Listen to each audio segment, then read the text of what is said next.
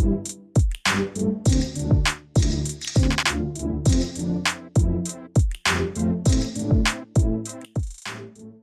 back, everyone, to the next episode of MyCast. For this episode, we have with us Mr. Siddharth, who is an alumnus of IIT Bombay and has been associated with tech giants like Google, Microsoft, and IBM. Currently, he is the managing director of MIQ, a leading AdTech company working in the programmatic media space. Welcome, Siddharth, sir. Hi, Piyush. Hi, Nitpreet. Greetings, sir. We're so excited and happy to have you with us. Sir, we were just going through the journey that you've had so far, and we've noticed that you've played a variety of roles in the technology space, the business development, and management roles as well. So, sir, with over 2 decades of experience, firstly, I would like to know how has this journey been so far, since it's such a varied and a diverse journey. Yeah, Nitpreet, I think that's a very interesting question. I started my career with IBM, even though before MBA, I was also working for 1 year as a software developer. And I think I had a very strong fascination with technology, since I was preparing for IIT JEE and, during that time. And so I always wanted to, I was kind of seeing the technology trends, and I was seeing that technology is having such a huge impact, and that influenced me a lot to kind of stick to technology as a domain. Even after I did my MBA. So I joined IBM, and I wanted to go into techno-commercial roles. And IBM and Microsoft, I was exactly doing that. I was helping CIOs to understand their IT strategy better with what these giants have to offer to them, and overall, how they are looking at technology for business gains. So that was a very, very interesting journey with these two giants, IBM and Microsoft. And then there was, again, a very interesting kind of a detour or a twist in my professional journey. So one of my colleague who I was with him both at IBM and Microsoft, he happened to join Google, and then he referred me, and I also joined Google. And actually, that was a big change. So I moved from advising on technology to advising on marketing, but again with the influence of technology. Obviously, as we know, Google's major business is coming from advertising technology, which they have, and their 90% of their business comes from advertising. So that was a very, very interesting change, because I had to unlearn a lot of things, and I have to learn how to work with the chief marketing officers and business owners or CEOs in terms of defining their marketing strategy and helping them with their digital marketing journey and digital transformation. So yeah, I think, but few principles always kind of help you. One is, as long as clients see that you have their best interest in mind, that is what really matters. So your attitude towards your clients and towards what you're doing, has to be very good, has to be honest. That is very, very important. And then after that, of course, you can learn the technology. The other a very big thing which has happened is that technology continues to obviously play a very, very strong role in all aspects now. And now I can see that, because I have had experience with CIOs and developing the IT strategy or technology strategy for an organization. And now I'm also advising marketers and business owners to define their digital strategy, digital marketing, approach. And then now both these things are converging. And one of the big trend which I see is that marketing and technology, IT, are coming together in many organizations. And I think that's a very, very fantastic trend, because you can do a lot by having these two functions together, or having these two functions collaborate with each other in a very nice way. That's a great thing. So, sir, we've recently winded up with the season 2 of the podcast that was based on the new norm. Mhm. And since you've had an experience in so many diverse industries, could you please tell us what are the industry's top 3 new normal trends that you think that they're going to stay longer? Right, right. Yeah, so I think I talked about how marketing and technology are coming together quite a lot. I would say there is the new normal. One of the big trend is integration of data, data science, and media for marketing. Right. So marketing has always been an art, and it has its creative side, which is what we love about it. And of course, marketing has always used data as well. When you're doing planning, when you're doing your marketing research, you're using data and analytics as well.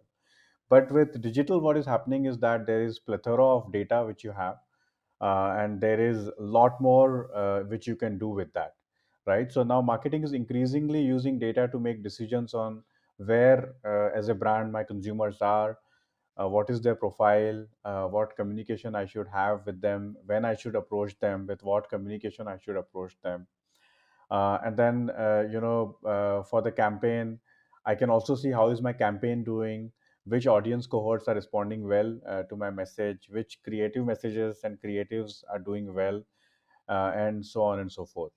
So marketing is being influenced a lot more by data, and there is this convergence which is happening, which has to be uh, which has to be taken very, very seriously, or great advantage can be taken out of this trend and opportunity. And that requires usage of both left brain and right brain. With the right brain, you will use your creative ideas to understand the market and then creatively approach them. And with the left brain, you will use all this data, and you will create a lot of science in your marketing, and you will bring in stronger ROI, stronger measurability in your marketing campaigns as well. Another interesting trend about this is that there are also macro trends which affect consumer behavior with a brand. For example, if you are, suppose, a food restaurant chain, and you want to have footfalls coming into your restaurants, there is always this weather as a macro trend which will affect the footfalls. If the temperature is too high or too low, then obviously it is very convenient for consumers to step out of their homes and get into a restaurant. But if the temperature is in a relatively nicer range, you can have good amount of footfalls. So what you can do is you can actually now, with the technology, take into account this trend on an hourly basis, on a real time basis. And when weather is very harsh, you can switch off your marketing campaign. When the weather is in the nicer range, you can switch on your marketing campaign. And that way, you are able to have a lot of optimization, and you are able to take into account this big trend which is affecting your business. For example, we recently did a campaign for a brand where we showed ads basis the IPL data. So when, for example, there is a wicket taken in IPL, there will be an ad communication which will say that wicket is gone. Now you can take a break and order pizza. And that is again another example of attracting the attention of the audiences at the right time, and driving your brand message. That's very interesting. Yeah. And the another big new normal trend which definitely which we all see is online education and work from home. So online education will play a very, very significant role in coming years because of the all these changes. Information and education will now be available to everyone who has a smartphone with data, and the cost has gone down for access. Smartphone cost has gone down, data access cost has gone down, and a lot of information is freely available as well. And the other big trend is work from home is also becoming very acceptable now, and this will have huge implications. A lot of people will take advantage of these two trends. With online education, they will be able to upskill themselves at their own pace, and so much of information available so that I can pursue my interest and create a career, or create a income in those areas, create even a business in those areas where I'm interested in. And work from home trend will have a huge focus of people on their well-being, on their work-life balance, on how they will be commuting.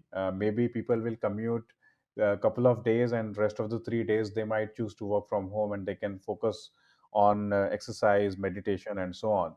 And of course, then it will also have very profound impact on how people are working as in teams as well.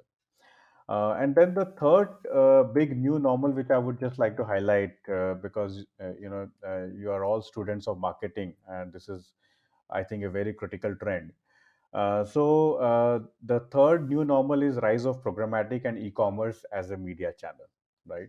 So search and social have been the two big mediums on digital, and they've been growing quite a lot. But beyond search and social, you also spend a lot of time on, say, video platforms or blogs or news or what we call open internet, right? And you also do a lot of e-commerce as well now, because you are at your home, and still obviously you want to purchase the things which you require, and now e-commerce has come to the rescue.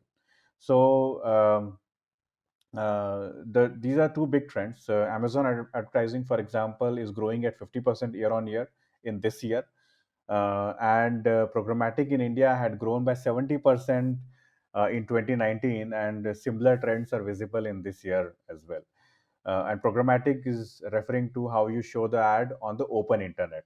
So these two trends will be very, very big, and hence, uh, till now, search and social have been the biggest digital channels.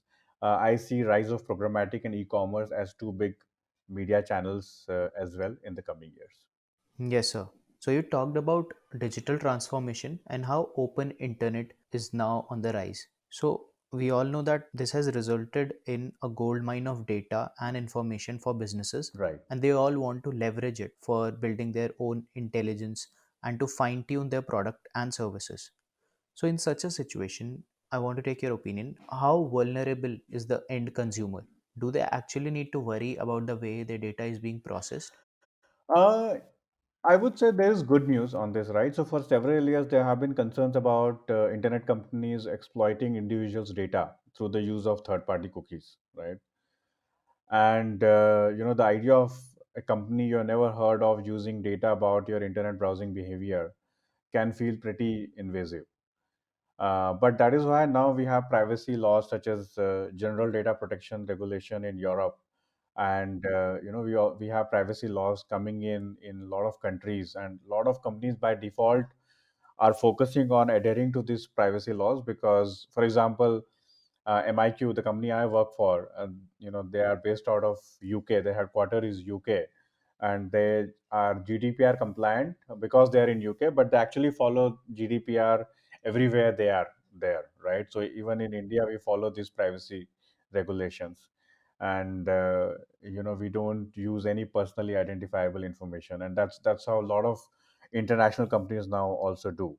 And now there is also a lot of changes in terms of how internet companies are looking at it, how internet browsers are responding to it. So in 2017, Firefox and Safari blocked the use of third-party cookies on their browsers. And while they're still currently allowed on Google Chrome, and that is the browser which takes biggest share of web serving, that is over 60%. Chrome also has recently announced that they will be blocking third-party cookies within the next 2 years. So third-party cookies are getting defunct, and as such also, a lot of these companies were not using any of the personally identifiable information as well. So I would say that there is now a lot of awareness and focus on privacy and data protection, and a lot of action also happening in this space. I would say, consumers' awareness is also helping, and increasingly, it will be very, very hard for companies or any of these incidents happening where consumers' data is being misused. That will be a thing of the past in coming years for sure. That's good news. So, sir, with COVID-19, digitization is something that is a very hot trending topic. A lot of people are talking about it, and this has accelerated far more beyond our imagination. Linear TV, which used to be the biggest media channel, has now fast moved into a digital way of consumption by, let's say, the OTTs and the smart TVs that have started coming up in a lot of homes. This audience size, which was very restricted to, let's say, the linear TV viewing, has now increased and their habits are also shifting. So it is going to be the largest transformation that we can see in terms of the television space from a quite time. So, how is the digital and the real world behavior changing? And what do you think will be its impact on the market? Yes, yes. This is a very big one, actually. This is a very, very big trend. And I would say this is part of the new normal as well, right? Mm-hmm. So, and of course, digital entertainment is growing faster, especially due to COVID and this year, because there was no content also being produced on linear TV, right? And consumers are taking up OTTs in a very big way. They were taking it up earlier as well, but now it has accelerated even more. And yeah, now for example, my mom, who used to watch a lot of linear TV, is now watching a lot of Netflix or Amazon Prime or Hotstar, Disney, and so on and so forth. So I can see that in every age group, it is being reflected upon. And also, according to a KPMG industry report for India, digital and OTT will be exceeding TV by the next financial year, which is a very very big change. And this report has come out basis how they have done a survey with the marketers in the India industry. There is another research firm which estimates that revenue from the country's pay TV industry will see a CAGR of just 0.7%. And actually, the pay TV services revenue will decline from 2020 onward. But the adoption of internet TV will grow, and it will grow the fastest during 2020 to 2025.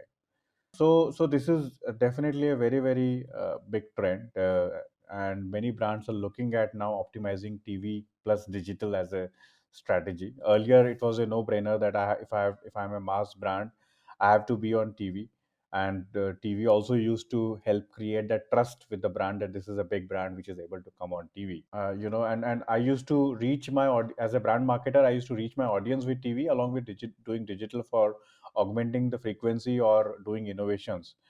But now there are so many consumers who have cut the cord, and hence, they are looking at how do I reach out to these consumers through digital as the main medium and TV probably as an additional medium. And that's where I would say, we are also innovating in this space. We have a lot of TV data about consumers, and we also have the digital data. And of course, this is all non-personally identifiable information, privacy law compliant, and so on. But that helps the marketers to reach out to their consumers through digital again as the main medium, and then TV to do as a augmentation. And that also increases the ROI, because digital is still a cheaper medium as compared to TV. So you can, at a lower cost, you can reach out to your consumers. You can also measure what is working for you, what is not working for you, and get very very strong engagement from the consumer. Yeah, agreed, sir. So you talked about measurement and getting to know what's working and what's not. And there have been brand safety concerns tied to COVID-19, which has led to a decline in ad spend in many cases. Most marketers have blocked keywords related to coronavirus, Hmm. as no one wants to be associated with the pandemic in any way. Right. So, do you think blanket block works, or are there any smarter ways to do that?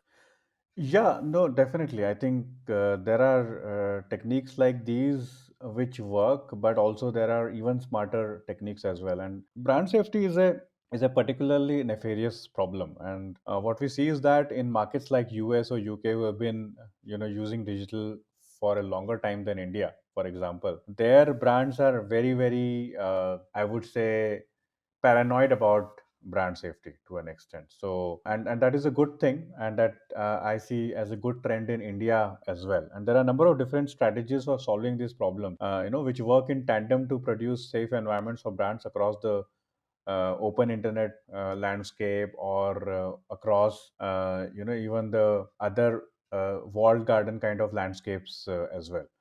Right. So one of the technique is contextual analysis, which can identify content that doesn't align directly with a brand's values through the identification of keywords that a brand might not want to be associated with, and that can be defined in the beginning itself. Right. Brands can establish lists in advance, and they can leverage contextual crawlers that can identify content that contain these words, and then as a result the impression can be blocked and risk minimized. So in fact, like during the peak of the COVID time, we were doing a campaign for an OTT brand where they had launched a new series, and what happened was the main actor of the series actually got affected by COVID, and they suddenly realized that this can be a problem from a brand management perspective. And we were doing campaign for them. There were others also who were doing campaign for them, but we were already, actually we had predefined as you said, words like coronavirus and so on. So we were able to make the changes, whatever changes they wanted to make. We were already doing that, and hence, brand was kind of very, very assured in terms of the safety. And yeah, meaning the whole campaign was managed in a very good way because of these strategies which you can take up in advance. There are also other strategies like white and blacklisting, which has been used. Certain sites or pages can be identified as not aligning with the brand safety standards and added to a blacklist. Content scoring is another method that verification companies employ to protect programmatic advertisers. Factors such as keywords, publisher category, risky URLs, and so on and so forth, can be fed into an optimization engine with information around which content might be risky and which might be safe. And brands can also establish the levels and categories of risk they are comfortable with, for example, alcohol or violence or political, etc. And then only run on pages scored with levels which they are okay with, the levels of safety they are comfortable with. Thank you, sir, for explaining how brands can be cautious around topics and stay away from controversies. Now, for the next segment, we bring in questions from our faculty members so that they can also talk about some super relevant topics and add it to our discussion. This time, we asked Professor Rajiv Joshi for the question. I'll play his audio. Hello, Mr. Siddharth. My name is Rajiv and I'm associated with MICA as a visiting faculty member. I teach a course in the area of MarTech, and the question which I have is around the marketing return on investment or ROI on the technology investment. So, what has been your experience as well as how have you navigated the challenges of explaining or helping clients to see ROI in the investments they would have made in the technology solutions or technology based SaaS products they have adopted?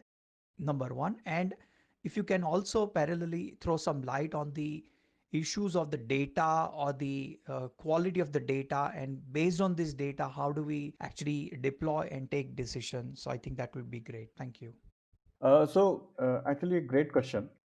So I would say digital has been very, very focused on measurement, because earlier there's a famous quote in advertising that I think 50% of my spends have delivered, but I don't know which 50% has delivered for me. And digital has been reasonably successful. Of course, as digital success has gone up from a measurement perspective and ROI measurement perspective, the clients or the advertisers' expectations have also gone up, and that's a good thing because that keeps helping the digital industry to innovate. And also even the offline or the traditional mediums also are becoming more and more measurable as we go along as well, or they are transforming into a digital medium as well. So from a ROI measurement perspective, I would say that the biggest challenge has been that what is the right attribution model. Because we all know that consumers purchase journey or consumers journey of considering a brand is something which is quite organic, right? I, as a consumer, might get to know about a particular brand from my friend, for example. Then I would read about it on internet, I would do research about it on internet, then I would watch an ad on TV, and then I get influenced by it because the ad is so great. And I also know now that the product which I'm interested in is actually, I can trust it because they are on TV as well, for example. Then so I start getting influenced in terms of uh, thinking that I should be buying it. Then I'm on Facebook, I see an ad, it is talking about there is an offer running on this product. So in myriad of ways I'm getting influenced. And then which one should the credit be given to, right? Should my friend get the credit for purchase of the product which I did ultimately, or should it be the Facebook ad, which told me about the offer, and hence there was an urgency which was developed, or was it due to TV, or was it because of my own research? So the major problem has been the attribution.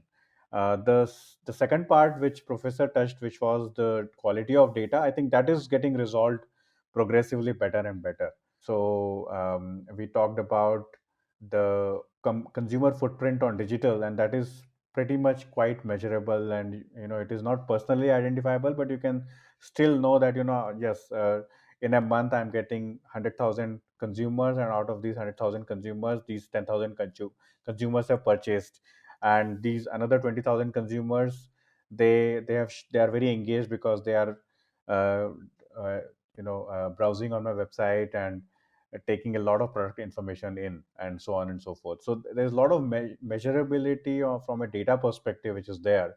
But then how do I assess the data, how do I attribute the contribution, and then how do I calculate it? That is something where there is always a discussion. And but increasingly there are technologies which are coming into play there as well, and that's where again I would say that programmatic is a very interesting technology, because what happens is with programmatic you are able to consolidate a consumer's journey on various platforms. Consumer saw my ad on OTT, then consumer was also doing research on a blog, then consumer was also on YouTube looking at my product, then consumer also saw a video ads from on some other website. So I can track the entire consumer journey, and I can give different weightages to that, and I can measure and attribute the ROI from different channels in that way. And that is only possible when you are able to consolidate the consumer journey, which programmatic is able to do in a very good way. So yeah, so in summary, data is good. How you use that data, and what uh, attribution or measurement model which you apply, and then how do you calculate ROI, that is still subjective. But there is, again, there also technology is helping, and technology is showing that uh, over a uh, over a consumer path of purchase, over a millions of consumer path of purchase, this is how you can create the weightage. You can have mathematical models developed, and then you can have more precise calculations of the attribution as well. So your answer was really fantastic, and I am very sure that the students will be able to understand what you tried to say in a much easier manner than we read in the textbooks. So the students were also very excited to ask you a lot of questions, but since we are not doing it in a live platform, it's going to go as a recording. So we had taken some of the questions from them, which we are going to ask you right now. Sir, the first question is from Soumya. She is a PGP1 student and she's asking, with the talk shifting more to the martech space, will traditional marketing lose its charm, or where do you see the equilibrium being established between the both of them? Hmm. That's a good question, actually. So I would say traditional medium will not lose its charm, but what will happen is that what we call traditional, we keep changing, right? So I think for my generation, the traditional was TV and newspaper. Probably for your generation, it could be the traditional could be the next marketing mediums which came upon as well.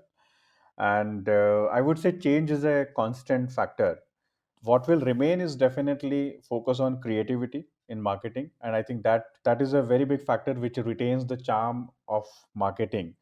And I would also say that with advent of technology and data, you can also have more science within the creativity, but the starting point will always be the RT side of marketing, because it is all about inspiration. It is all about a new idea. It is all about a new market or new strategy which you are looking at, a new innovation you are looking at, and that is all the about the artiness, about the inspiration part, which will always remain, and that is why I would say marketing will always retain its charm.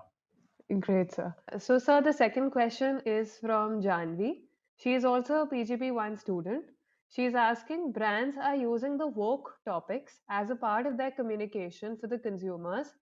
Does it create the desired impact as expected, or is it just to maintain parity with other brands who are following the same lead?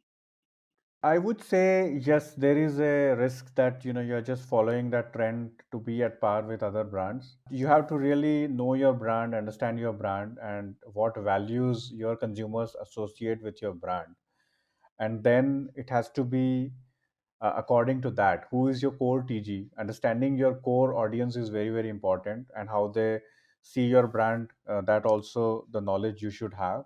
And then basis that, what is your TG inspired by, what topic they are looking at to get inspired by, and does it match with the values with which they see your brand? That intersection has to happen very, very clearly. Otherwise, I completely agree that just because there is a trend and you want to do it, but consumers will see through it. You've put it quite aptly, and we also agree that relevance should be the key priority, no matter how trendy a topic is. Now, before we wrap up this episode, we'd love if you could give a message for Micans who are willing to get into the domain of market intelligence or analytics or in ad tech in general. Yes, I think marketing remains very exciting, and there is this big trend which we see that technology is obviously helping in a lot of areas. But there is also this side to the technology where, for example, artificial intelligence can be taking up a lot of jobs in the future. I would say for students at MICA, very, very important that you maintain your focus on what are the technology trends, and you maintain your focus on the core tenets of marketing, and focus on the artiness or the creative side of marketing as well. That is very, very critical. And at the same time, take full advantage of technology and focus on, for example, data analytics, because the intersection of marketing, technology, data analytics will keep happening. It will only accelerate. So as technology will keep taking up jobs which are mundane, and keep freeing up time for human beings to do more creative things with their life, with their business, with their areas of interest, and so on. I think it is very, very critical that you maintain the focus, as I said, and keep innovating. That is very, very critical. And the way to innovate, which I've learned in my professional experience till now, is that very important that you maximize your learning from every experience. Do not be afraid of getting your hands dirty, both in sales and marketing in the initial years. Be very hands on. Try to have a very strong attitude of giving more than what you're getting, and I'm sure you will not be disappointed with your professional journey and with your progress. Thank you so much, Siddharth sir. It was so wonderful having you on this podcast. And we are really hoping that the students and the listeners will also love this podcast. It was very fun having a conversation with you. Thank you. Thanks, Netpreet and Piyush. I really enjoyed it. Thank you so much, sir. Thank you so much, sir.